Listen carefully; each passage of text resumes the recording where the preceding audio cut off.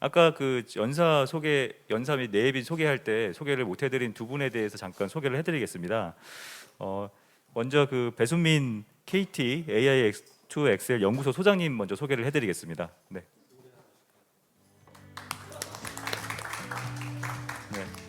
그 배순민 소장님 같은 경우에는 그 이전에 이제 네이버하고 삼성에서 AI 관련된 그 활동을 이제 많이 하셨고요. 현재는 KT에서 AI와 메타버스 관련된 연구 개발을 리딩하고 계십니다. 그리고 그 다음으로 강병준 전자신문 국장님 소개해드리겠습니다.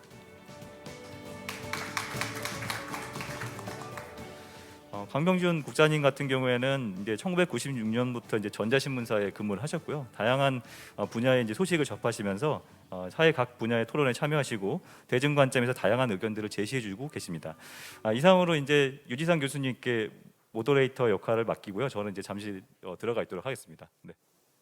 네, 감사합니다. 소개해 주셔서.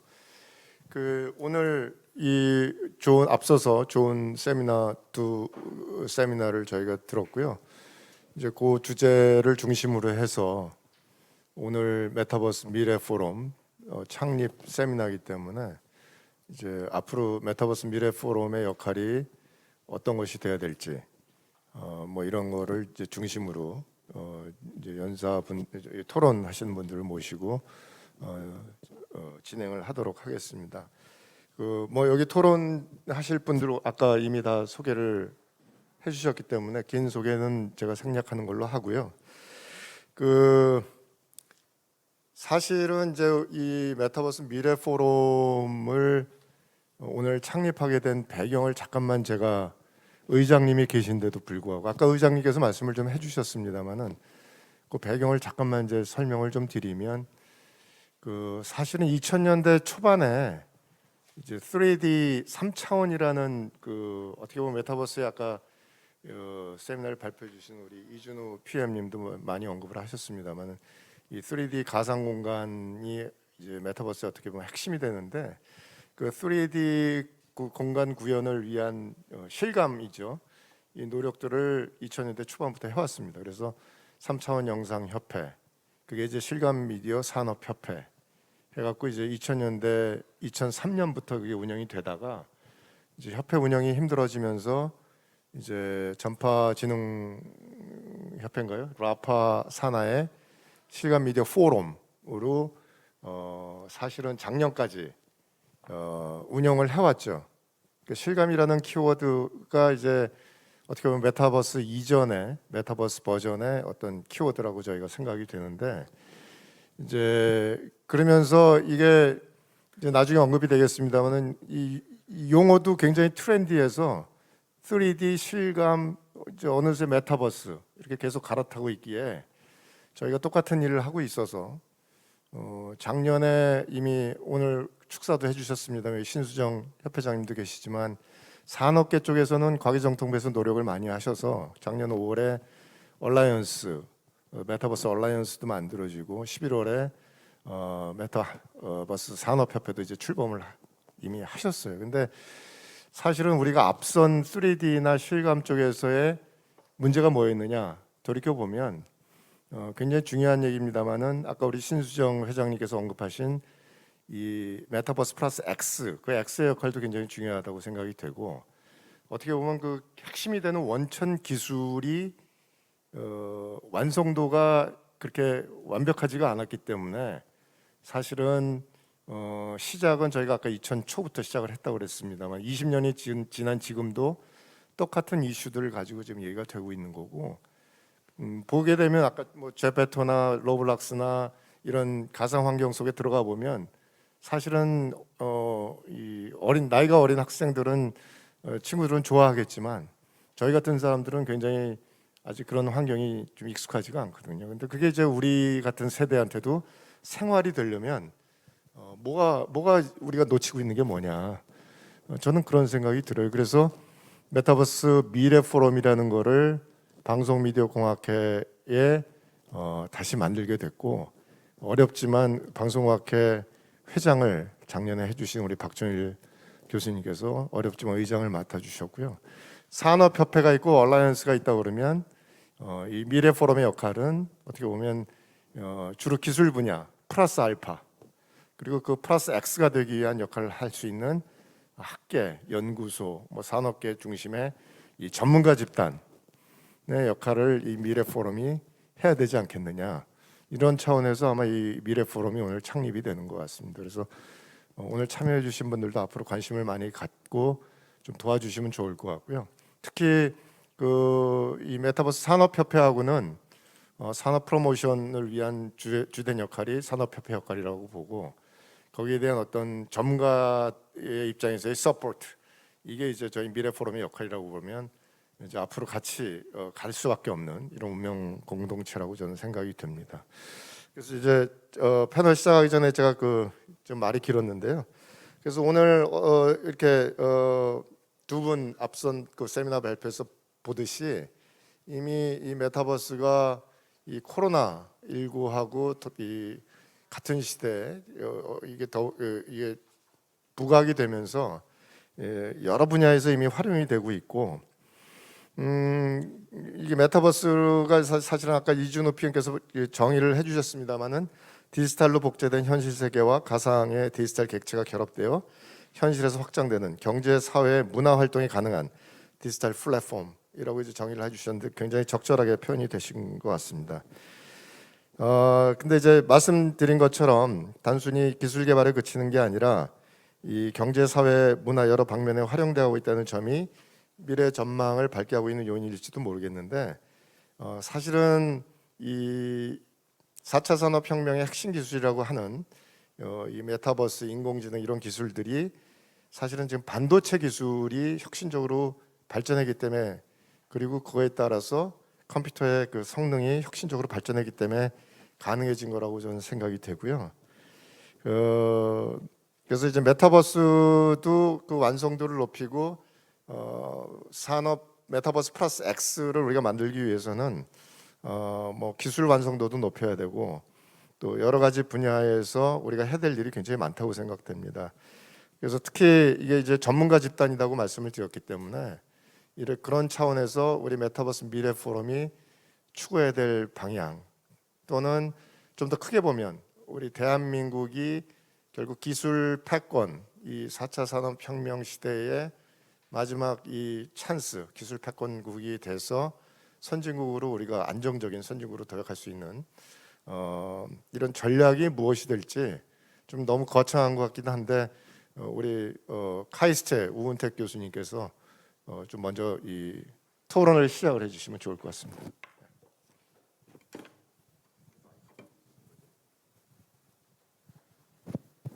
예, 마이크가 켜져 있는 것 같습니다. 예, 반갑습니다. 저는 카이스트의 우은택이라고 합니다.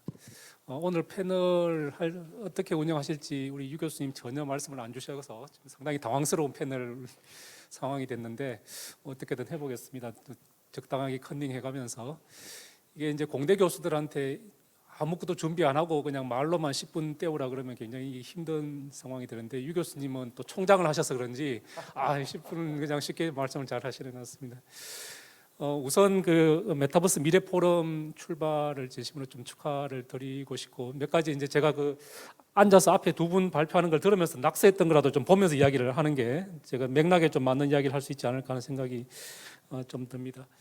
최근에 이제 이 메타버스가 거품인가 하는 이야기들을 사람들이 이제 꽤 많이 하는 시기가 됐죠. 작년 12월까지만 하더라도 여기에 대한 기대치가 굉장히 높았다가 지금 올 1월 달 이래 한 3, 4개월 메타버스 관련되는 주가가 폭락하는 사태가 되면서 사람들이 걱정을 많이 하고 있는 것 같습니다. 이제 그렇게 하는 데는 이유가 있지 않을까 하는 생각을 해봤는데, 만약 오늘 우리 이 행사를 메타버스에서 했다면 어땠을까? 이게 지금 제대로 행사가 진행되고 있을까?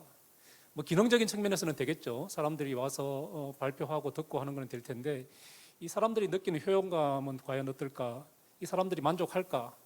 이게 이제 우리가 이런 모임을 한다는 이야기는 거기에서 전달되는 내용도 있지만 또 그 모임을 통해서 사람들을 서로 만나고 또 협력할 수 있는 기회를 만들어내고 다양한 이제 여러 가지 이슈들도 같이 있는데 지금 만들어내고 있는 이 메타버스 공간이라는 게 이제 그런 걸 하기에는 여전히 좀 부족한 게 아닌가 하는 생각을 해봅니다. 그게 이제 사람들한테 지금 이게 지금 제대로 가고 있는가 좀 불안감을 주는 요인이 되기도 하는 것 같습니다. 근데 이제 뭐 거품이 늘 나쁜 것만은 아니고 또 거품이 있다는 이야기는 사람들의 관심이 있다는 뜻이기도 하기 때문에 문제는 우리가 이제 그 관심을 제대로 된 방향으로 모아가는 게 더 중요한 시점인데 그럼 뭐가 문제인가? 지금 이제 사람들이 느끼는 이 불안감, 메타버스의 미래가 과연 있을까 하는 이 불안감이 어디서 오는가를 좀 생각을 해볼 필요가 있지 않은가 하는데요. 지금 메타버스가 왜 사람들한테 주목받는가가 아마 시작점일 것 같습니다. 지금 이 메타버스는 이미 20년 전에 우리가 세컨 라이프를 통해서 한 번씩 다 경험을 해봤습니다. 뭐 저도 그 당시에 수업을 메타버스에서 한다고 세컨 라이프 가지고 수업도 해봤고 국제 학술대회도 그 당시에 뭐 VR 학회는 메타버스에서 하기도 했고 그다음에 지금 뭐 그때도 뭐 백화점도 생기고 가게도 생기고 온갖 그 IT 회사들이 다 그 안에다가 자기 장소 만들고 했는데 왜 안 됐는가? 뭐 그때는 기술도 후졌고 네트워크 속도도 늦었고 또 모인 사람 숫자도 뭐 1,000만 명을 못 넘었습니다. 그냥 동시 접속자 숫자도 뭐 수백 명 넘어가면 시스템이 뒷받침이 안 되고 그러니까 이게 이제 사람들은 모였는데 경제적인 가치를 만드는 데는 상당히 부족한 숫자였었죠. 근데 보통 우리가 이제 경제적인 가치 이야기할 때는 한 1억 명 정도 있으면 좋겠다고 사람들 이야기하는데 지금 이제 최근에 우리 주목받는 2세대 메타버스는 1억 명 규모를 넘었었죠. 지금 벌써 2, 3억 명 규모로 지금 성장을 하고 있습니다. 근데 이게 이제 우리 일상의 기술로 정착할 수 있느냐는 관점에서 보면 그래도 한 10억 명 정도 써야 이제 이게 안 쓰면 불안해지는 누구나 다 쓰기 때문에 내가 안 쓰면 뭔가 뒤처져서 지금 이제 뭔가 좀 거꾸로 불안해지는 그런 상황이 되는 건데 지금 그 수준까지 갈 수 있느냐가 지금 이제 관건일 것 같습니다. 근데 지금 시점에서 우리가 생각을 해본다면 2, 3억 인구에서 10억까지 어떻게 가게 만들 건가 한계가 있다는 거죠. 지금 2, 3억이 어떻게 생겼느냐 거기는 10대들의 7, 80%가 모여서 만들어낸 숫자가 2, 3억인데 지금 나머지 그러면 미국 기준으로 나머지 안 오고 있는 20, 30%를 다 끌어모아도 10억 명은 안 되는 숫자겠죠. 그럼 10억 명 채우려면 나머지 세대들이 와야 되는데 이 나머지 세대들이 와서 보면 지금 우리가 메타버스의 중요한 플랫폼으로 이야기하는 국내 뭐 제페토를 포함해서 로블록스나 폴트나이트 같은 것들이 나머지 세대들이 쓰기는 너무 불편한 인터페이스를 가지고 있고 가서 할 일들도 별로 없습니다. 지금은 주로 이제 10대들이 재미있게 놀면서 돈도 만들어내는 공간으로 자리 잡고 있기 때문에 이 성장의 한계가 분명하다는 거죠. 그래서 이제 앞에 정부 차원에서의 그 국가 R&D 로드맵에도 보면 이게 당장이 아니고 2025년, 2030년을 이야기하는 이유도 이 나머지 세대들이 와서 일상의 활동을 하게 만들어낼 수 있도록 하는 그 전략들이 담겨져 있는 게 아닌가 하는 생각이 듭니다. 그래서 지금 당장 돈 되는 걸 기대하시는 분들한테는 상당히 실망스럽겠지만 앞으로 이제 가야 될 길이 상당히 먼 게 아닌가 하는 생각을 하고요. 이게 이제 진짜 돈이 되는 공간, 뭐 수십억 인구가 지금 우리가 뭐 페이스북 이런 같은 소셜 미디어는 이미 수십억 인구가 쓰고 있는 거죠. 30억 인구가 이제 가입돼 있고 하니까 이제 그런 수준으로 이 메타버스도 플랫폼 역할을 해야 되는데 이제 그렇게 가려면 어떻게 해야 되는가? 이건 뭐 기술만 가지고 있다고 해결되는 건 아닌 것 같습니다. 이 사람들이 이제 모여서 재밌게 놀 수 있는 컨텐츠도 당연히 거기에 있어야지 되고 이거는 노는 데서 끝나는 게 아니고 놀았더니 이제 돈도 되더라. 이제 경제적인 가치를 어떻게 만들어내는가도 굉장히 중요한 부분이기도 하고 그래서 이제 이 경제적인 가치뿐만 아니고 우리 일상의 삶 전체가 뭐 일하는 방식, 살아가는 방식, 노는 방식, 소비하는 방식 이런 것들이 이제 다 바뀌게 되는 플랫폼이 되게 만들어내려면 함께 가야 되는 여러 가지들이 같이 고민되도록 만들어야 되는 거죠. 그래서 이제 생태계 관점에서 보면 우리가 늘 이야기하는 뭐 CPND 컨텐츠나 플랫폼, 네트워크 디바이스도 필요하고 또 거기에는 컨텐츠를 만들어낼 수 있는 사람들이 와서 자유롭게 활동할 수 있게 만들어낼 필요도 있습니다. 그래서 이제 아까 보면 기술 군에서 빠져 있는 부분이 이 창작 도구 어떻게 할 건가. 지금 이제 기술군으로 보면 전통적인 VR 하던 사람들이 하던 기술들을 다 나열했는데 저는 그렇게 하면 실패한다고 생각합니다. 왜 그러냐면 그렇게 간다는 이야기는 아직도 이게 메타버스와 가상현실을 제대로 구분하고 있지 않다는 뜻이기도 합니다. 가상현실이 메타버스의 뿌리이긴 하지만 가상현실 그 자체가 메타버스는 아닙니다. 이 가상현실은 컴퓨터가 만들어내는 공간에 사람들을 집어넣고 몰입감을 느끼게 하는 기술인데 뭐 거기는 혼자 주로 가서 재미있게 훈련도 하고 뭐 배우기도 하고 하는 공간이다 보니까 주로 뭐 상호작용 기술 뭐 이런 것들이 중요한 거죠. 그리고 이제 컨텐츠를 자기가 만드는 게 아니고 남이 만들어 놓은 컨텐츠를 가지고 쓰는 공간입니다. 그래서 이제 그때는 막 컨텐츠 그 자체를 만들다기보다는 주로 이제 만들어 놓은 컨텐츠를 가지고 어떻게 활용하느냐가 중요한 이슈인데, 이 메타버스는 그게 아니고 지금 이 로블록스 같은 메타버스가 주목받는 이유는 아까 놀면서 돈 된다고 했는데 그 돈이 어디서 오느냐를 아셔야 여기에 대한 제대로 된 대응을 우리가 할 수 있을 걸로 생각합니다. 이 10대들이 가서 놀면서 돈을 만들어내는 그 출발점은 뭔가 새로운 창작 활동을 할 수 있게 길을 열어줬기 때문입니다. 10대들이 프로그래밍을 할 줄 몰라도, 게임을 만들 줄 몰라도 가서 만들어져 있는 저작 도구를 통해서 게임을 만든다는 거죠. 게임을 만드는 걸 배운 적이 없어요. 프로그래밍 하는 걸 배운 적이 없어도 로블록스에 가면 그 플랫폼이 제공하는 저작 도구를 통해서 게임을 만들 수가 있고, 내가 만든 게임을 다른 사람이 쓰면서 돈을 내게끔 만드는 그 메커니즘이 있습니다. 우리가 이 메타버스를 만든다면 놀이공간으로서의 메타버스도 있지만 우리 일상의 전반을 바꾸는 메타버스, 그래서 일하는 메타버스, 그리고 지금 뭐 소비하는 메타버스 뭐 이런 거를 생각한다면 그걸 어떻게 가능하게 할 거냐. 남이 만들어 놓은 공간에서 내가 돈을 쓰는 주체가 아니고 내가 경제의 주체가 되게 만들어내는 도구 어떻게 제공할 건지를 고민하지 않으면 메타버스는 그냥 고스트 타운이 될 수밖에 없다. 저는 이렇게 생각을 합니다. 이제 그런 관점에서 우리 여러 가지 이슈들을 좀 같이 고민을 할 필요가 있고, 또 하나 저는 이제 학교에 있기 때문에 이런 그 메타버스에 대한 우리가 아직 경험해보지 못한 새로운 공간인데, 이 새로운 공간을 우리가 어떻게 활용해야 될지에 대한 교육도 좀 제대로 해야 되는 시점이 아닌가. 왜 그러냐 하면 우리가 물리적인 공간에 살면 우리는 문화라는 게 있거든요. 이제 물리적으로 가깝게 있는 사람들이 오랜 시간 축적해온 문화라는 게 있어서 서로 이심전심으로 알고 있는 게 있어서 충돌이 좀 상대적으로 덜할 수밖에 없습니다. 그런데 이 메타버스는 시간의 한계, 공간의 한계가 없이 전 세계 사람들이 다 모이는 공간입니다. 여기는 문화적인 충돌이 있을 수밖에 없죠. 그래서 이제 아주 복잡한 사회적인 문제가 생길 수가 있습니다. 이런 그에 대한 대비 우리가 어떻게 해야 될 건가. 특히 여기는 공적 마인드도 굉장히 중요한 영역입니다. 여기는 돈 버는 공간이기 때문에 사적 마인드가 충만한 사람들이 모이면 온갖 복잡한 사회적인 문제가 여기 다 생기게 될 수밖에 없습니다. 그래서 이제 뭐 교육에서는 융합 교육이 중요한 이유가 요즘 이제 인문 사회, 사람에 대한 이해, 또 사회에 대한 이해를 하는 공학자 이제 양성이 좀 필요한 시점이 아닌가 이런 생각도 좀 하고, 또 이런 이 메타버스가 이 수십억 인구가 같이 쓸 수 있는 공간이 된다면 이건 뭐 개인이 만들 수 있는 공간은 절대 아닙니다. 이 공간이 되려면 이 공간을 만드는 데는 막대한 자본이 들어가기 때문에 뭐 정부가 할 일도 반드시 있다고 저는 생각합니다. 그래서 이 정부는 이게 피할 수 없는 미래라면, 메타버스가 우리가 피할 수 없는 미래라면 누구나 접근하고 활용할 수 있게 만들어주는 거는 정부의 역할이다. 그래서 저는 이 메타버스를 단순히 돈 버는 공간뿐만이 아니고 이 사회 간접 자본 측면에서 누구나 접근하고 활용할 수 있게 만들어주는 그것은 정부가 할 일이고, 다만 정부가 투자했다고 해서 여기에서 영향력을 행사하려고 하기보다는 다양한 창작 활동을 통해서 경제적인 가치를 만들어낼 수 있도록 지원하고, 규제는 가능하면 최소화해서, 간섭이나 규제는 최소화해서 다양한 활동이 이루어질 수 있도록 만들어가는 거, 이거 뭐 이렇게 저는 굉장히 중요하다고 생각을 합니다.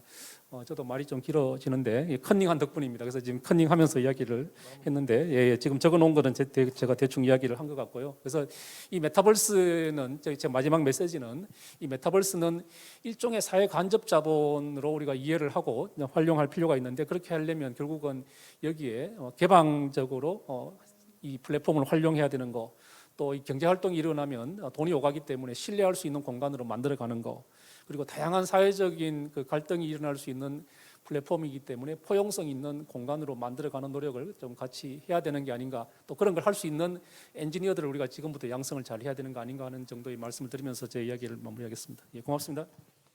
예. 아니 뭐 10분이 엄청 긴 듯이 처음에 말씀하시더니 말씀을 뭐 너무 잘해 주시는데, 사실은 처음 이제 시작에 이 메타버스가 거품이냐 아니냐라는 말씀으로 시작을 하셨는데, 사실 그런 그 느낌이 최근 들어서 많이 지금 생기고 있어요. 특히 이제 코로나 상황이 이제 종식이 된다고 그랬을 때 과연 어떤 변화가 생길 거냐. 이거는 이제 저희가 잘 모른다는 거죠. 그러니까 저는 이제 갑자기 생각이 나는 게 2009년도에 영화 아바타 들어왔을 때 기억나세요? 그때 뭐 정부 뭐 할 거 없이 산업계 할 거 없이 3D가 완전 열풍이었습니다. 3D라는 게. 그래서 이제 이 가전 업체들은 3D TV를 만든다고 난리를 쳤었고 또 세계 최초로 SBS에서 지상파 3D TV 방송을 한다고 이제 정부 주도로 이제 아주 호들갑을 떤 적이 있었는데 물론 그거에 대한 성과를 저희가 무시하자는 건 아니지만 이제 최소한 메타버스에서는 세계 최초일 필요는 저는 없다. 그리고 지금 우리 우은택 교수님 말씀하셨듯이 그런 플랫폼 사업이 돼야 된다. 그게 이제 아까 말씀하셨던 메타버스 플러스 X라는 개념인 것 같은데 사실은 이제 대기업 환경에서만 지금 현실적으로 가능한 게 아니냐 이제 이런 우려도 좀 생각이 됩니다. 그래서 이미 정부에서 이게 뭐 한국판 뉴딜 종합계획, 뭐 그 디지털 뉴딜 뭐 2.0, 가상융합 경제 발전 계획, 디지털 뉴딜 2.0의 성공적 실현을 위한 메타버스 경제사회 대응 전략, 디지털 뉴딜 2.0 초연결 신산업 육성을 위한 메타버스 신산업 선도 전략, 뭐 이미 이 관계부처 합동으로 이런 정책이 작년 올해 초반에서 엄청 많이 나왔어요. 근데 과연 이게 이제 이 메타버스를 어떻게 보면 4차 산업혁명의 하나 일부분으로 보고 그거를 우리가 잘 활용을 해서 대한민국을 이제 기술 패권국으로 우리가 유도하기 위한 그 역할은 사실 정부의 역할도 전 필요하다고 보는데 과거에 우리가 이 전철을 밟지 않고 정말 어떤 성과를 얻을 수 있는 전략이 좀 필요하다고 보는데 쉽지 않은 거죠. 근데 이거를 우리 과기정통부의 우리 이주식 과장님께서는 어떻게 풀어나가실지 좀 정부의 입장 그리고 정부에서 보는 현재 이 메타버스가 과연 미래가 어떻게 될 건지 뭐 이런 거를 좀 조망을 해주시면 좋을 것 같습니다. 한 10분 정도로 이제 얘기를 해주시면 될 것 같아요. 네. 오늘 이렇게 그 메타버스 미래 포럼 창립 기념에 이렇게 초청해 주셔가지고 감사드리고 또 뭐 박종일 의장님께 축하의 말씀 드립니다.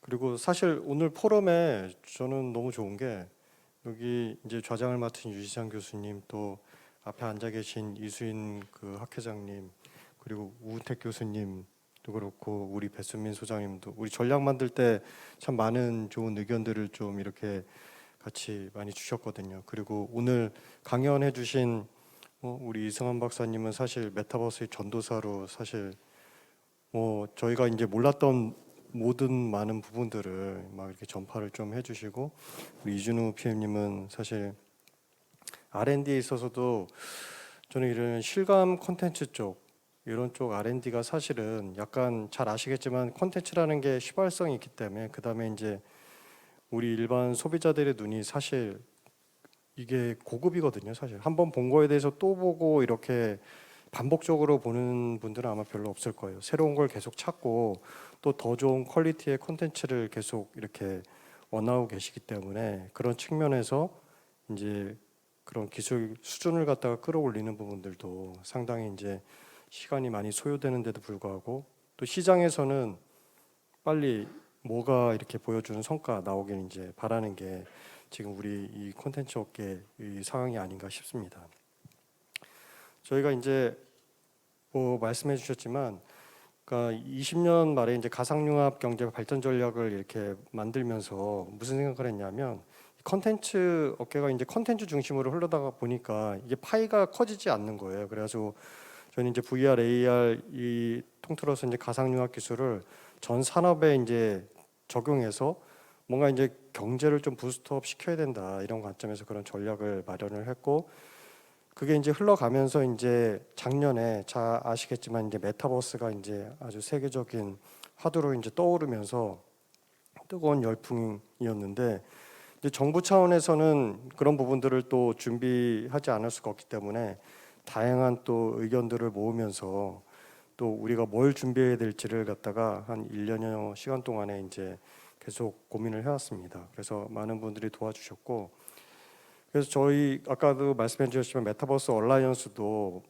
만들었는데, 그거는 사실 가상융합경제발전전략 때 XR 얼라이언스를 만든다는 그 측면에서 이제 이어졌는데, 그때 취지는 뭐였냐면 우리가 너무 이 컨텐츠 VR, AR 컨텐츠 업계에서 공급 기업과 수요 기업이 너무 모른다, 누가 어디에 뭐가 있고 있는지를 모른다는 취지에서 그런 얼라이언스를 이제 만들 계획이었는데, 이제 메타버스로 더 크게 좀 추진을 하자 해가지고 이제 5월에 결성을 해서 계속 그 활동을 통해서 아까도 말씀해 주셨지만 정부 주도로 이렇게, 저희도 사실 메타버스라 잘 아시겠지만 메타버스 뭐 정의가 연구하시는 분이나 뭐 기관에 따라서 다 바라보시는 시각에 따라 다르기 때문에 이 부분은 우리가 먼저 뭐다 이렇게 하기보다는 좀 민간 주도로 다양한 의견을 좀 들어보는 게 중요할 것 같다. 그래서 얼라이언스를 출범해서 이렇게 진행을 했고, 그래도 많은 그 현장에 계신 기업분들이 참여를 해주셔가지고 한 700여 개 기업들이 이제 그 참여를 해주셔가지고 여러 가지 이제 좋은 아이디어를 제안을 해주시고, 그 와중에 이제 우리 신수정 회장님이 계시는 한국 메타버스 산업협회도 고진 회장님이랑 같이 출범을 해주셔가지고 사실은 이제 이 메타버스 산업에 대해서 좀 기반을 좀 다지는 한 해였고요. 그래서 올해 1월에 이제 메타버스 그 신산업 선도 전략을 이제 발표를 했습니다. 경제중대본회의에서 여러 부처들 같이 해서 발표를 했는데, 저희는 크게 이제 중요한 게 이제 일단은 이 메타버스에 있어서 계속 뭐 제페토 이렇게 로블록스 이렇게 기본적으로 나와 있는 어떤 그런 것들도 있지만 좀 새로운 유형의 다양한 그 산업 분야에서 우리만이 좀 강점을 가질 수 있는 새로운 유형의 플랫폼을 좀 개발을 해야 되겠다, 이런 좀 의견들을 받아가지고 그래서 시작을 했고, 뭐 기본적인 방침은 뭐 탈중앙화, 그다음에 이제 이게 플랫폼이기 때문에 잘 아시겠지만 지속 가능해야 됩니다. 이용자들이 여기 와가지고 항상 활동을 하고 또 아까 말씀하신 대로 이제 돈을 벌 수 있으면 더 좋고, 이런 가상 경제의 어떤 영역을 확장하는 차원에서 그런 플랫폼 개발 지원이 중요하다 해서 출발을 했고요. 그 다음은 이 플랫폼에서 활동할 이제 사람들이 중요하기 때문에 창작자, 개발자 양성이 중요하다고 이제 보여져가지고 이제 이런 개발자, 청년 개발자들도 이제 최고급 이제 융합 인재도 중요하다 해가지고 이제 메타버스 융합대학원도 올해 이제 2곳 좀 신설을 해서 하반기부터 이렇게 좀 운영을 할 계획을 가지고 있고요. 또한 일반적으로 누구나 이제 다양하게 서비스 개발이나 콘텐츠 제작이 이제 유용하게 할 수 있는 단기 과정이 아닌 장기 교육 과정으로 이렇게 양성을 할 수 있게 메타버스 아카데미도 이제 5월, 6월부터 이제 운영을 해가지고 180명 정도 올해 이제 양성을 할 계획을 갖고 있습니다. 아울러서 기존에 이제 그 대학원 연구실 중심으로다가 석박사들 연구실 중심으로 지원을 해오던 XR 랩을 메타버스 랩으로 해가지고 좀 바꿔서 거기에 이제 조금 더 그 역량을 키울 수 있게 계속 지원해 나갈 계획을 갖고 있고요. 그리고 그 다음은 이제 또 이 메타버스로 이제 비즈니스로 전환하는 게 이제 기업의 어떤 생존 전략이기 때문에 그런 기업들을 스타트업 포함해서 많이 키우는 게 상당히 중요합니다. 그래서 그런 측면에서 우리가 이제 해외 진출 지원하던 어떤 프로그램들도 좀 단계별로 그 이렇게 그 단계별로 해가지고 이제 지원해 나가는 부분들, 그다음에 이제 여기 가상경제 부분에서 이제 창작자들 커뮤니티나 창작자 활동이 중요하기 때문에 NFT 바우처 지원 이런 부분들도 좀 올해부터 이제 지원해 나갈 예정이고요.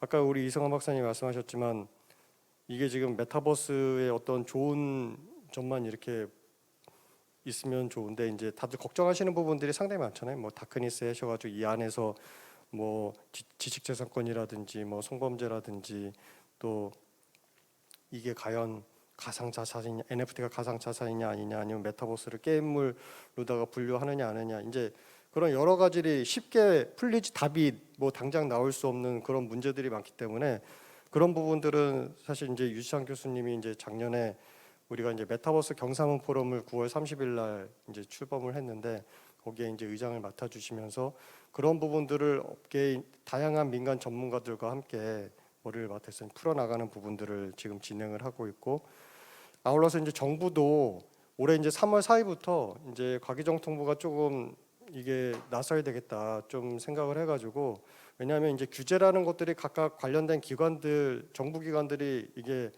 각자 이렇게 하던 그런 부분들이 있기 때문에 움직이기가 상당히 어렵습니다. 누군가가 이렇게 빨리 같이 하자 해가지고 나가야지 이게 뭐 뭔가 해결의 실마리를 찾을 수 있기 때문에, 그래서 메타버스 범정부 메타버스 협의회도 이제 우리 과기정통부 정보통신정책실장 주재로 해가지고 또 문체부 금융위 그 개보위 또 특허청 지재단 해가지고 관련된 이제 부처들 해가지고 한 차례 회의를 했고, 각 부처에서 이제 고민하고 있는 부분들을 리스트업 해가지고 또 그 부분을 갖다가 이제 우리 경산문 포럼 이제 또 개최가 되면 같이 공유하면서 좀 민관이 좀 답을 찾아가려고 하는 그런 좀 노력들을 해 나갈 계획입니다.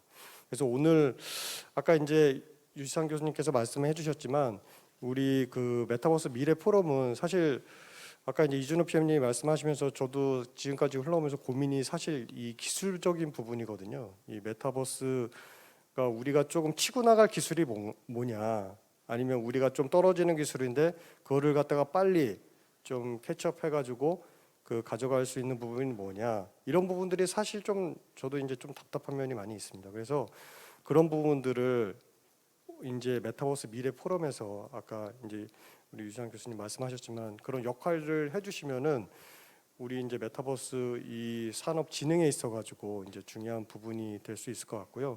그래서 한 가지 더 말씀드리면 이제 규제적인 측면이 상당히 이제 좀 중요한데, 이제 다행히 국회에서 1월에 이제 메타버스 산업진흥법안을 우리 김영식 의원님이 발의해 주시고, 또 가상융합 경제 발전 법안을 이제 조승래 의원님이 이제 발의를 해 주셔가지고, 그런 큰 틀에서 좀 이제 이 산업진흥을 위해서는 뭐 자잘하게 뭐 이거저거 이렇게 하면서 하기에는 너무 풀어야 될 과제들이 많기 때문에 일단 그런 법안들이 조금 자리를 잡아가지고 좀 이 산업이 좀 유연하게 좀 규제의 어떤 걸림돌 없이 출발할 수 있게 그렇게 관심을 많이 가져주시면 감사하겠습니다. 네, 감사합니다. 네, 아주 좋은 말씀 해주셨고요. 그 사실은 지금 이제 정부가 이제 대통령이 바뀌면서 어떤 기조로 갈지는 모르겠습니다만은 이미 디지털 뉴딜 2.0에서 이 메타버스 관련된 펀드, 이 정부 재정은 이미 확보된 걸로 알고 있는데, 지금 말씀하신 대로 뭐 규제 샌드박스를 도입을 하시든지 해서 이 비즈니스 산업을 활성화시킬 수 있는 이거를 이제 민간 주도로 하신다고 그랬는데, 어쨌든 그거에 대한 시드는 정부가 좀 드라이브를 걸어 주시는 게 좋을 것 같다는 생각이 좀 듭니다. 그 사실은 지금 말씀하신 것처럼 이게 메타버스가 성공하려고 그러면 결국 거기서 어떤 비즈니스 모델이 자꾸 만들어져야 되고 관련 산업이 활성화가 돼야 된다고 보거든요. 물론 이제 기술적인 서포트도 굉장히 중요하지만 그래서 아까 얼라이언스 쪽에 732개의 이제 기업이 참여를 하고 계신다고 그랬는데 굉장히 많은 숫자예요, 사실 생각보다.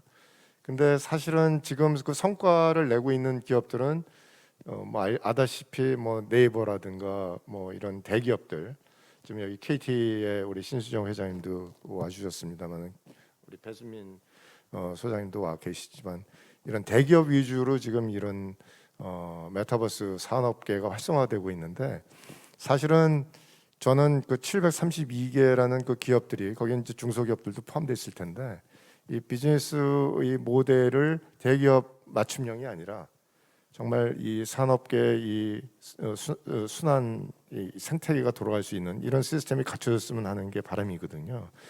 그래서 그런 측면에서 이제 KT에 계시지만 이제 주로 이 산업을 활성화시키고 메타버스라는 키워드를 가지고 비즈니스 모델을 창출할 수 있는 방법이 뭐일까?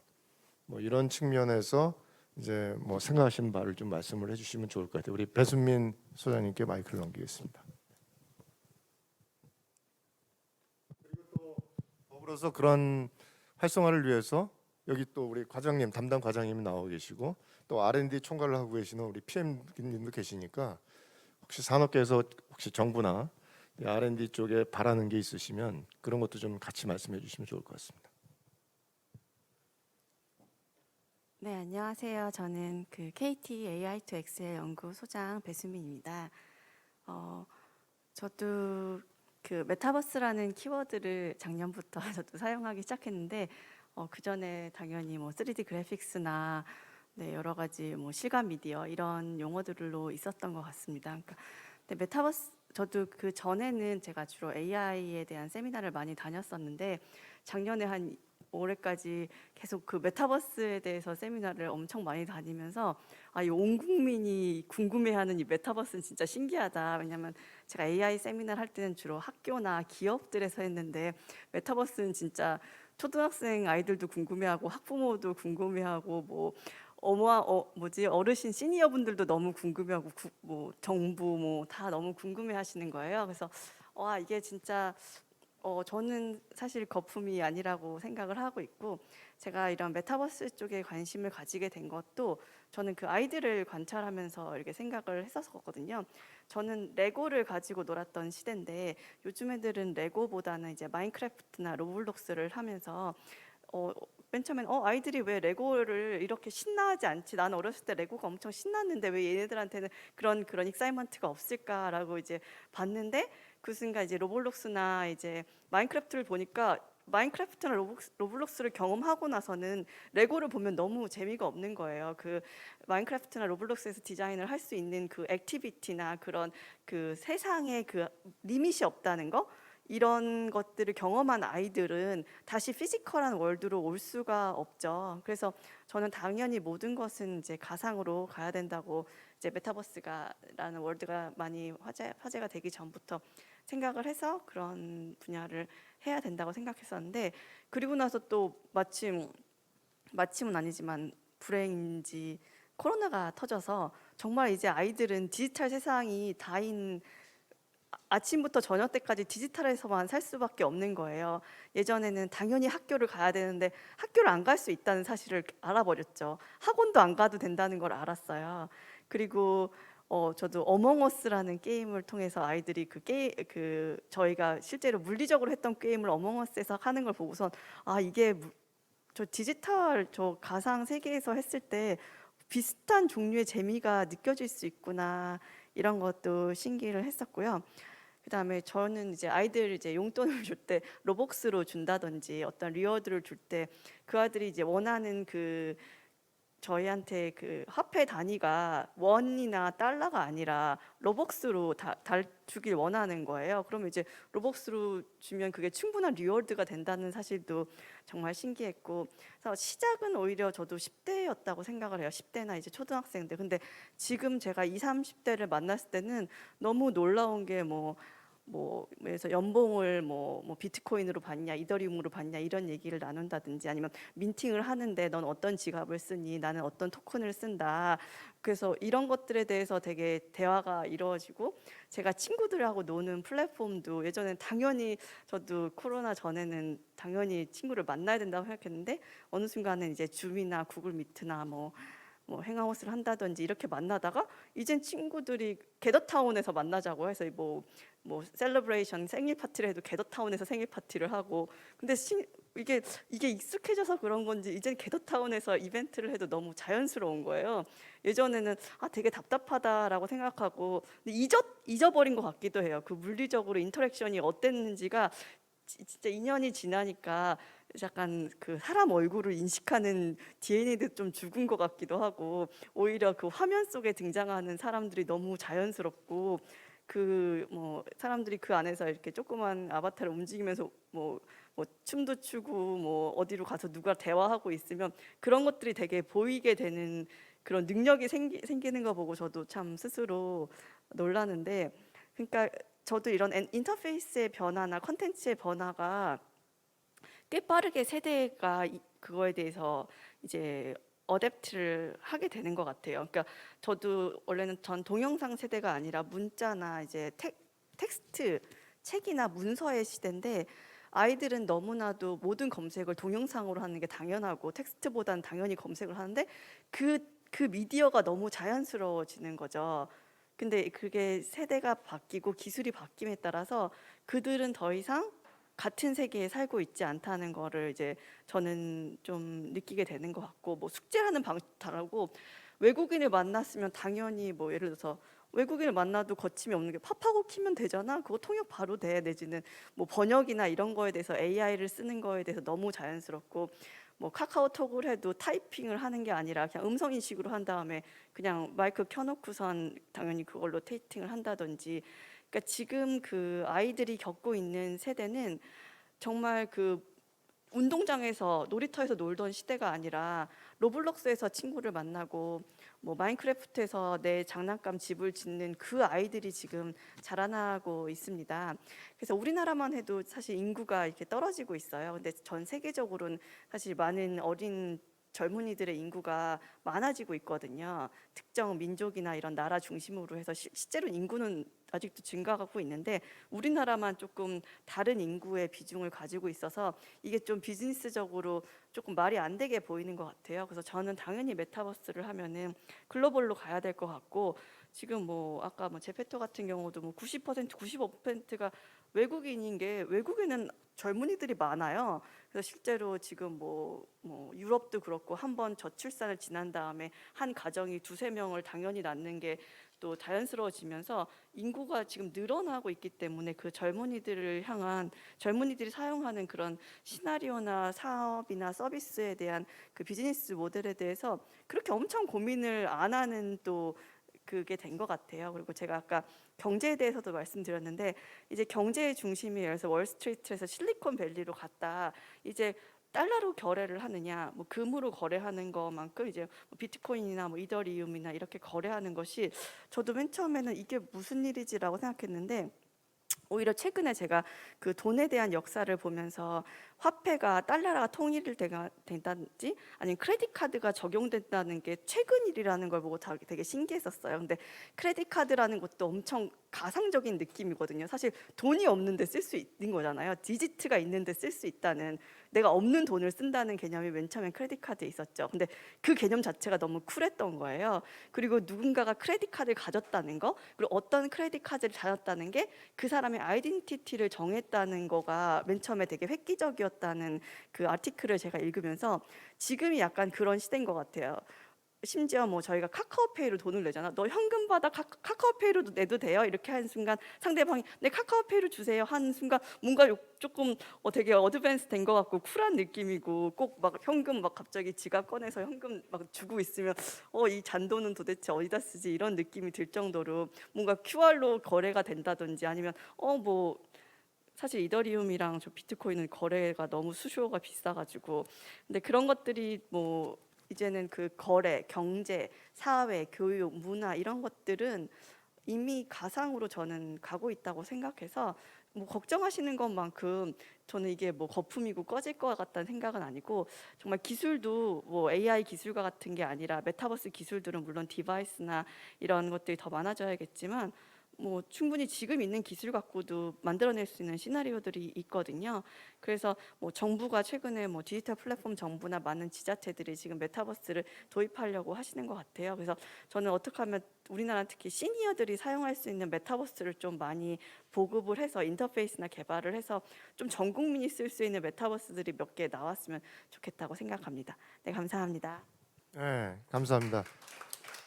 우리 배순민 소장님께서는 굉장히 이 메타버스를 긍정적으로 지금 보시는 것 같고, 우리가 이렇게 걱정을 안 해도 당연히 이 생태계가 조성이 될 거다 이렇게 말씀을 해주셨는데, 아주 좋은 말씀인 것 같아요. 또 이런 한 축이 있다 하는 거를 저희가 여기서 느낄 수가 있었고요. 이제 오늘 언론계를 대표해서 우리 강병준 국장님이 오셨는데, 이제 메타버스가 이제 뭐 여러 가지 지금 뭐 논의가 된 기술적인 측면도 우리가 굉장히 중요하다고 볼 수 있고, 근데 이제 그럼에도 불구하고 기술적인 미완성인 것이 아직 남아 있는데도 불구하고 이미 경제, 사회, 문화에 이게 코로나 영향인지 모르겠습니다만은 메타버스가 많이 활용이 되고 있다. 근데 그게 실제로 지금 우리 배순민 소장님이 말씀하신 대로 이게 MZ 세대에 국한된 게 아니라 이제 전 소비자를 대상으로 해서 이 메타버스를 정말 보편화된 사회 서비스로 인식을 하고 있는지 이런 소비자의 인식 변화라든가 이런 것들을 이 어떤 사회적 현상에서 어떻게 보시는지 그게 이제 우리 강병준 국장님 또 전공 분야 아니십니까? 그래서 그 메타버스의 사회적 현상에 대해서 좀 이제 포괄적으로 좀 말씀을 해주시면 좋을 것 같습니다. 네네, 전자신문의 강병준 국장입니다. 사실 저는 뭐 언론계에 있을 따름이지 이 메타버스 관련돼서는 전문가는 아닙니다. 그리고 우리 유 교수님께서 워낙 저를 좀 과대평가하셔가지고 정말 많은 질문들을 하셨는데 제가 거기에 답할 정도의 수준은 안 되는 것 같고요.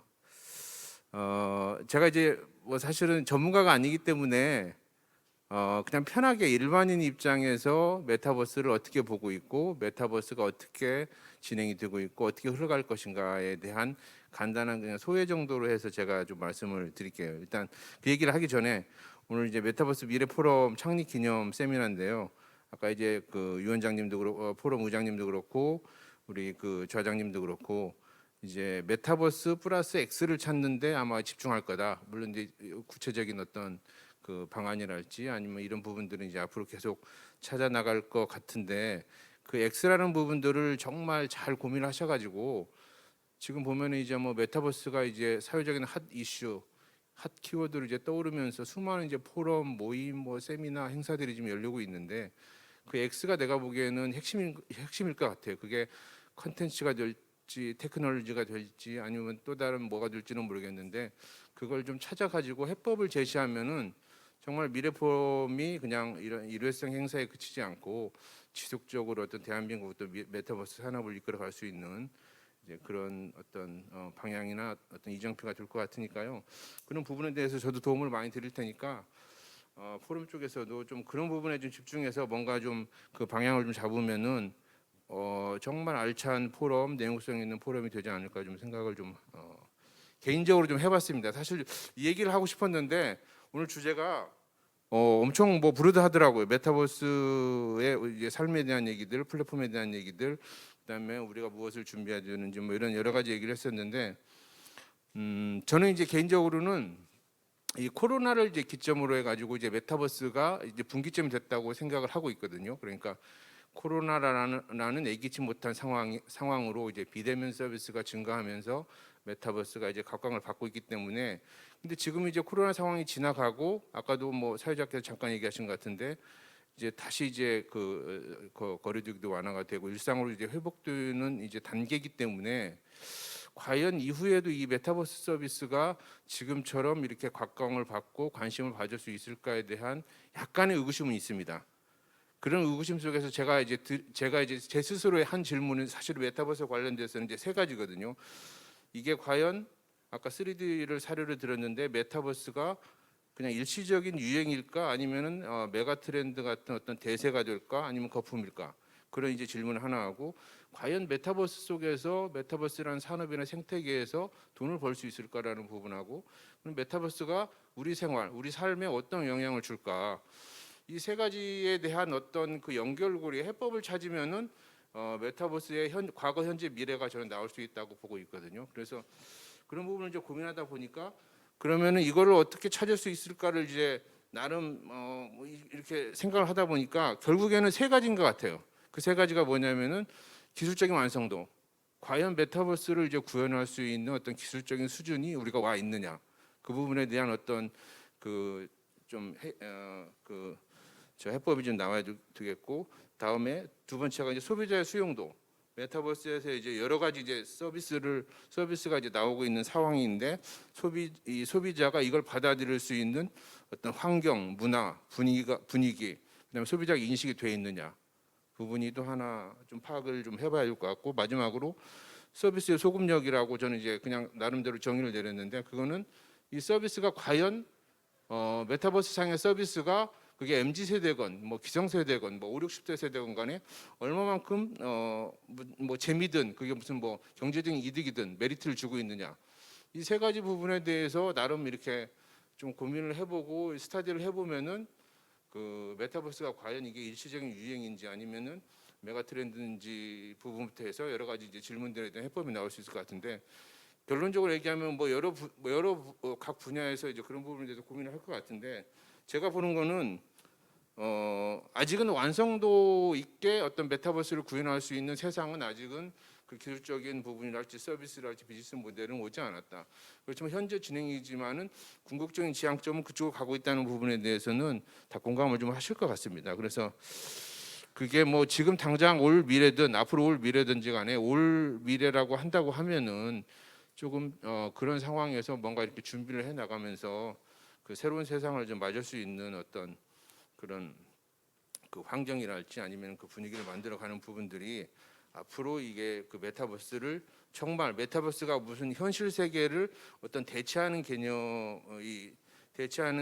개념이 아니라 보완하는 개념이라고 만약에 감안을 한다면은 그런 식의 어떤 방향을 정하면서 뭐 정부, 기업, 그다음에 학계, 뭐 연구계 뭐 이런 쪽에서 좀 준비를 해 나가면은 조금 뭐 그 글로벌리 봐서도 그렇고 국내에서도 그렇고 조금 더 앞선 어떤 모델들 우리 현실이나 현상 베이스에서 만약에 고민을 한다면은 그런 부분들에 대한 어떤 해법을 좀 찾아 나갈 수 있지 않을까 좀 생각이 듭니다.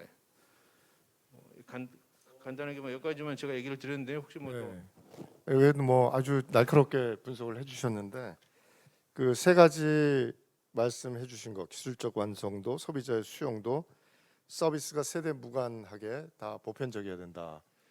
굉장히 그 공감이 되는 얘기인 것 같아요. 그래서 그 이제 우리가 어떤 서비스도 창출을 해야 되겠고 이제 사실은 이제 플랫폼 사업자가 되기에는 아까 얘기했던 732개 기업이 다 하기는 어려울 것 같고 그 대기업, 글로벌 기업들 위주로 플랫폼 사업자들은 진행이 될 것 같고 그거에 따른 부가 서비스를 창출할 수 있는 이런 사업들 비즈니스 모델들을 저희가 계속 발굴해 나가는 것도 필요할 것 같아요. 그래서 그 아주 좋은 말씀을 해주셨고 오늘 사실은 처음에 우리 이준호 PM님하고 이승환 박사님께서 발표를 해주셨는데 주제 발표를 해주셨는데 뭐 토론을 길게 하시지는 않아도 되고요. 혹시 지금 여기 토론자분들이 말씀해주신 거에 대해서 좀 부연적으로 설명을 하실 게 있다든지 하시면 간단하게 좀 우리 이준호 PM님부터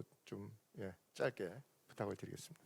아주 뭐 간단하게만 좀 말씀드리겠습니다. 앞서 과장님도 그런 말씀하셨는데 정부 주도의 R&D 관점에서 놓고 보면 정부가 모든 걸 다 만들어서 제공해 줄 수 있는 건 아니거든요. 그리고 기술이라고 하면 지금 시점이 아니라 뭐 짧게는 3년, 5년 정도를 프로젝션 하는 거니까 그런 역할들에 대해서 모든 걸 다 커버를 하지 않기 때문에 이제 뭐 깃발을 조금 더 꼽는다고 해야 되나요? 기술적 허들이 있는 부분을 좀 잘 찾아내서 투자를 하고 기술을 만들어내가는 것이 굉장히 중요할 거라고 보여지고요. 오늘 뭐 여러분들이 말씀해주신 것이 R&D에 대한 어떤 방향이라든가 어떤 분야를 세그먼트를 좀 나누는 데 있어서 굉장히 좀 도움이 많이 된다고 봅니다. 거꾸로 이제 전장님께서 이렇게 기회를 주셨으니 제가 포럼에다 좀 부탁드리고 싶은 것은 그게 아무래도 이제 관 주도에서 접근하고 있는 부분들은 그 만남이라고 하는 거나 대상이 좀 제한적이기 때문에 훨씬 더 프리하게 민간의 수요나 민간의 의견들을 잘 중간에서 이렇게 연결시켜주고 하시는 분들 역할을 해주신다고 하면 정부가 투자하는 방향하고 민간이 바라보고 있는 시점에 대한 접점들을 잘 만들어낼 수 있을 거라고 생각이 돼서 앞으로도 자주 뵙고 뭐 이렇게 좀 더 제가 여느 발표나 이런 토론에서 아무런 인폼 없이 이렇게 말씀을 해주시는 토론치고 가장 알짜배기의 내용을 하게 된 것 같아서 저는 앞으로도 계속 이런 방향으로 논의가 좀 되면 그야말로 그 준비되지 않은 본심을 얘기를 할 수 있을 것 같아서 좋은 자리가 될 것 같습니다. 포럼에 기대하는 내용이기도 합니다. 감사합니다. 그 아까 환영사에서 우리 박종일 의장님께서 언급을 하셨지만 이제 메타버스 미래 포럼의 역할이 앞으로 뭐냐? 이제 지금 벌써 준비를 하고 계시는 운영위원님들이 준비를 하고 계시는 걸로 알고 있는데 이제 한 달에 최소한 한 번 정도 시리즈로 저희가 취약한 게 뭔지 이거를 뭐 하루 종일의 코스의 그 세미나가 아니라 이렇게 간략하게 주제 발표 한두 번 하시고 토론하던 식으로 해서 한 두세 시간 정도 하는 식으로 해서 저희가 아픈 데를 긁을 수 있는 이런 역할을 이제 포럼이 저희가 해나간다 이런 말씀을 해주셨는데 지금 우리 이준호 PM께서도 이제 그런 역할을 저희한테 요구를 하신 것 같아요. 그래서 그런 식으로 포럼 운영을 좀 해주시면 하는 게 좋을 것 같습니다. 우리 이승환 박사님 멘트 말씀. 예, 뭐 저는 이제 저희가 뭐 메타버스가 혁명이 된 거 아닌가에 대한 어떤 혁명이 사실은 한 해 두 해 만에 이루어지지 않거든요. 아시겠지만 우리가 인공지능 오래전부터 축적되었던 기술로 우리가 2016년에 알파고 때문에 한번 이렇게 기대의 정점에 올랐다가 그것은 인공지능은 너무 위험한 거 아닌가? 근데 막상 그렇게 기술이 주목을 받고 났더니 뭐 당장 나의 삶은 다시 변한 게 별로 없는데 라는 시간으로 또 이제 어떻게 보면 기대와 한멸적으로 떨어졌다가 다시 이제 수렴하게 되죠. 근데 그런 일련의 시간들이 벌써 인공지능만 하더라도 시간이 벌써 지금 지난 겁니다, 사실은. 그런 시간들이. 근데 누구나 다 인공지능을 또 혁명이라고 또 이제 이해를 하고 있죠, 지금은 다. 근데 그런 변화를 우리가 뭐 하루아침에 조급하게 다 그러면 사실 혁명이 아니라고 생각해요. 그거는 혁명이기 때문에 그만한 시차가 존재를 한다고 생각을 하고 제가 제가 이제 굉장히 많이 또 질문은 최근 들어서 드리는 질문 중에 하나인데 굉장히 많은 분들한테 인터넷이 혁명이었나요? 라고 물어보면 아마 거의 100% 혁명이라고 대답을 하시래요. 그리고 굉장히 인터넷을 오랫동안 사용해 오셨습니다.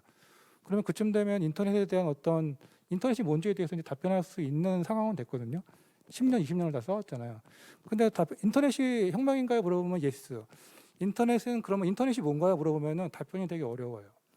혁명이 맞고 혁명을 지내왔는데 진행 속에 있는데 누구는 인터넷은 페이스북이죠 얘기하고 인터넷은 IP 버전 6죠 뭐 OSI 7 레이어죠 뭐 TCP/IP죠 막 그러니까 각각의 레이어로 그렇게 이제 말씀을 하시거든요 사실은. 네, 그만큼 그 용어를 다 담을 수가 없다는 그런 의미입니다. 엄청나게 큰 변화이기 때문에. 근데 저는 지금도 비슷한 맥락이라고 생각해요. 저도 굉장히 많은 의미로 지금의 논의되고 있는 상황들을 정리하지만은 그게 완벽한 답이라고 생각하지 않고 그런 변화들이 굉장히 다른 모습으로 우리에게 매일매일 다가오고 있죠. 우리가 일하는 것도 기존에 제가 말씀드렸던 것처럼 몇 년 전만 해도 우리는 거의 100%로 일을 하다가 가끔 가상에 들어갔는데 이제 무게 중심축이 한번 크게 움직였습니다. 기본적으로 사람들이 가상에 있는 상태에서 오프라인으로 가려고 하고 있거든요. 그러니까 그런 중심축이 한번 이동을 했기 때문에 시간이 걸리지만 이제는 아까 제가 말씀드렸던 이제 매일매일 누군가 마이크로소프트의 팀즈에 링크를 저희한테 보낼 거란 말이죠. 오프라인으로 출근을 했더라도 저는 여전히 오프라인에 있지만 과거에는 없던 링크들을 계속 받을 겁니다. 그런 식으로. 그게 메타버스에 접속하는 시간이 그만큼 늘어나는 거죠. 아까 저는 오프라인으로 출근했지만 그런 이제 크고 작은 변화들이 중심축이 이동했기 때문에 올 것이고 한 해도에 오는 변화가 아니기 때문에 우리가 이제 그런 변화들을 지금 준비해 놔야지 나중에 그런 기회들을 다 가져갈 수 있지 않을까라고 생각합니다. 예. 우리 이승환 박사님이 결론을 내려주신 것 같아요. 너무 좋은 말씀 감사드리고요. 혹시라도 앞서서 이제 우리 과장님 뭐 다 말씀을 하셨지만 혹시 나는 이 얘기는 꼭 좀 끝나기 전에 더 했으면 좋겠다 하시는 분이 있으면 제가 마이크를 드릴게요. 짧게 좀 부탁드립니다. 예, 짧게 말씀드리겠습니다. 이제 결국 우리 포럼에서 해야 되는 일 중에 하나가 이제 R&D 어떻게 할 건지를 좀 심도 있게 논의하시겠다면 저는 그 내용도 상당히 중요하지만 R&D 하는 우리 그 입장이나 자세나 또 방식 이런 것들이 좀 바뀌어야 될 때가 아닌가 하는 생각을 합니다. 지금 국가 R&D 저도 뭐 수십 년 가서 기획 작업 같이 해보지만 결국은 다 토막토막 내서 그 토막 난 기술들을 다 묶어놓으면 아무것도 안 일어나는 현상들을 우리가 수십 년 반복하고 있는데 거꾸로 이제는 문제 중심으로 우리가 어떻게 우리 삶을 바꿀 건가 하는 문제를 중심으로 R&D를 할 필요가 있다 하는 생각을 합니다. 그러려면 이제 이 기술 단위로 누가 책임자이냐에 따라서 예산이 나눠지고 그 예산 나눠지면 각자 도생하는 상황으로 R&D가 전개되는데 그게 아니라 큰 틀에서 문제를 같이 푸는 형식의 R&D를 할 수 있게끔 좀 시도를 해주시면 좋지 않을까 하는 생각을 좀 전달드리고 싶습니다.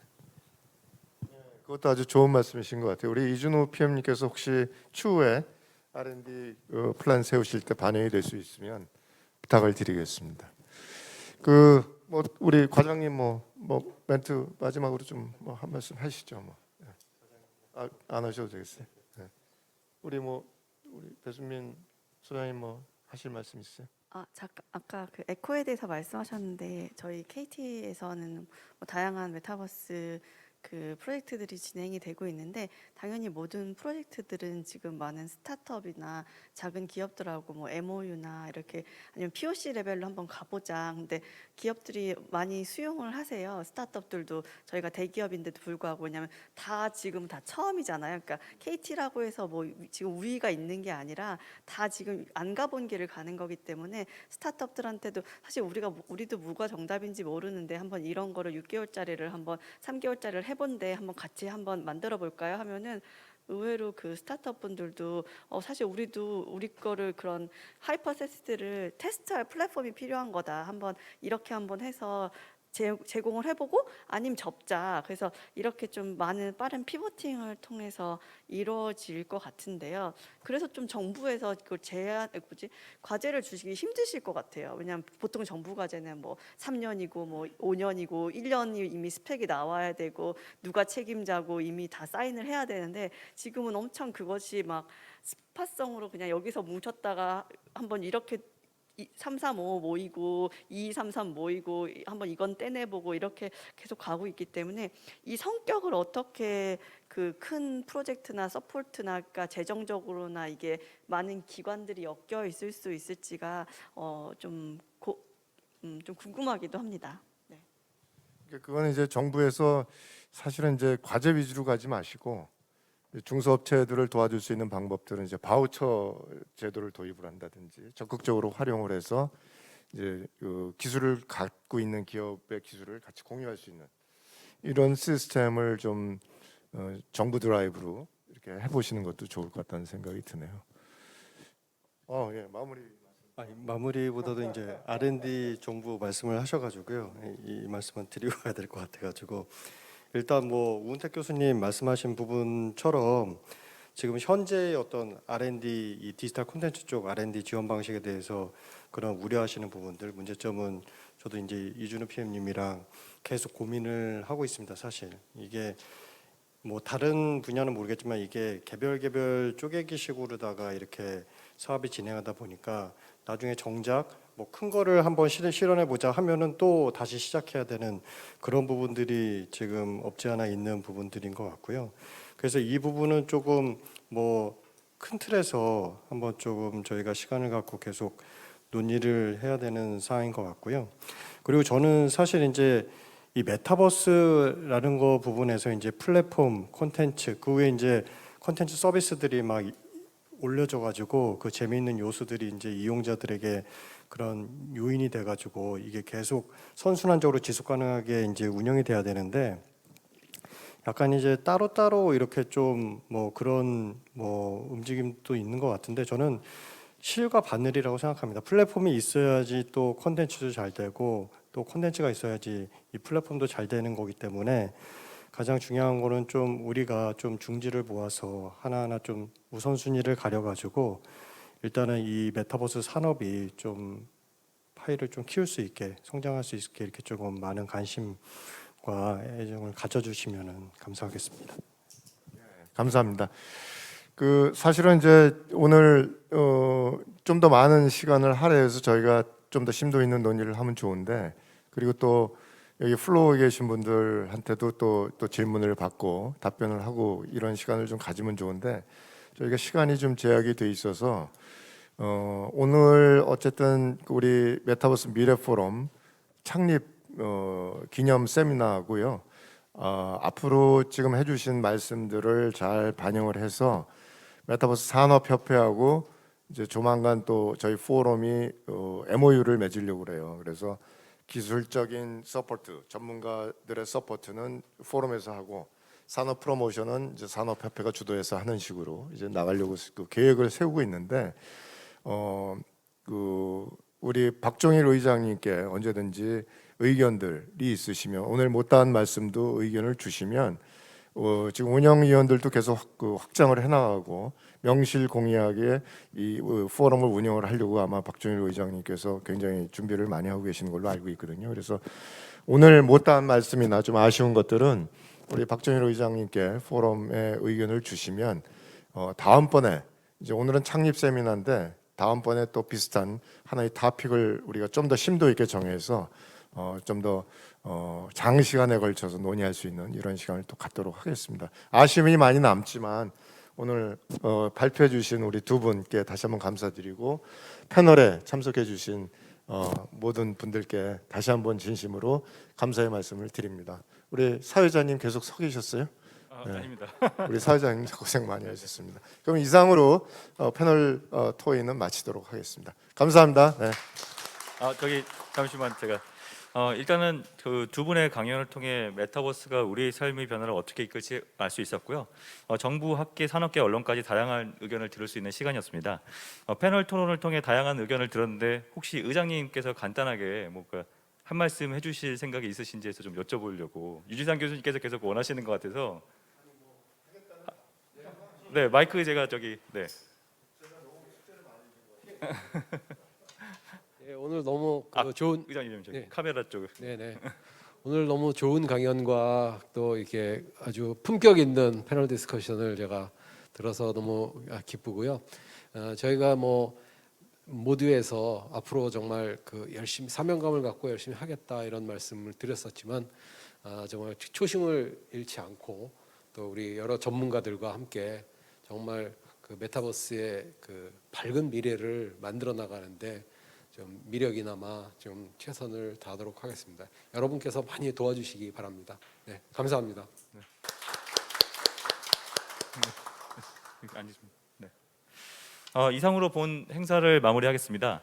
끝까지 자리 지키며 경청해 주신 네 분 분들께 굉장히 큰 감사를 드립니다. 이상입니다.